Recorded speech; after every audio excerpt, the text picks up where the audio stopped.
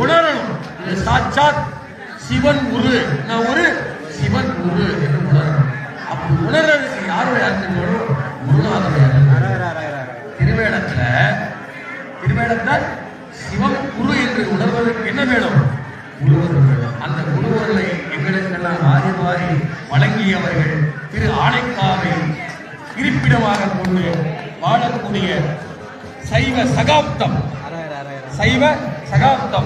சைவத்திலே சாதித்தவர், சைவத்தை போதித்தவர், எங்களெல்லாம் இன்றும் என்றும் வாழ வைத்தவர் ஐயா.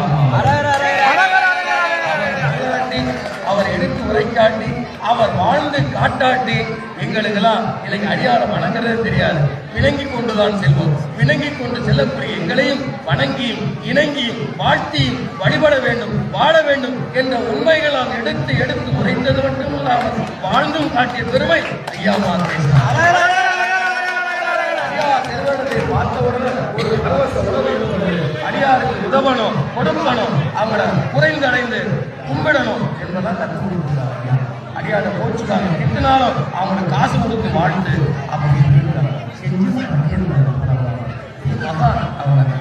அவங்களுக்கு இழப்பு கிடையாது. பார்த்தா அவங்களுக்கு தான் இழப்பு மாதிரி தெரியுது. இப்போ உண்மையான இழப்பு என்ன போன்றவங்களுக்கு தான். பெரியாருக்கு இழப்புன்னு ஒண்ணு கிடையாது. உண்மையான இழப்பு யாரு? நாங்க தான் இழந்து இருக்கிறோம். நாங்க தான் இழப்ப பெற்று இருக்கிறோம். புரியுதா? சாமி தான் அவர் ஜெயிச்சுட்டாரு, சாதிச்சுட்டு போயிட்டாரு. நிறைய மனப்பாடம் பண்ணி நித்தியமாக அதை உரைத்து நித்திய தொண்டா 10,000 பாட்டுகளை மனப்பாடம். எத்தனை பாட்டு? 4286 பாட்டு மனப்பாடம் பண்ண பாட்டுனா தினசரி செய்வாங்க. நித்திய பூஜை மாதிரி நித்திய பூஜை போல நாள்தோறும் சிறவேல கரப்பை தொண்டு அதை தொண்டு செஞ்சுட்டே இருக்கிறவங்க யாரு? தேவாரம், திருவாசகம், சாத்திரம், சுயானம், எத்தனை தொண்டு. அடியார் திருமணம் தடையை நீக்கி திருமணம் பண்ணி வச்சது.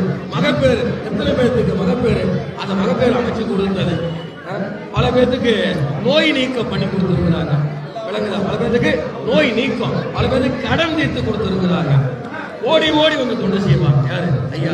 அவர் குருவா மட்டும் இல்லை, அப்பாவாக, அம்மாவாக, தலைவராக, எல்லா வகையிலும் உறவாக இருந்து எல்லா விதத்திலும் உதவி பண்ணிருக்காங்க. பிச்சை தான் இந்த நாய் இன்னைக்கு இந்த சன்னிதியில வந்து பேசு.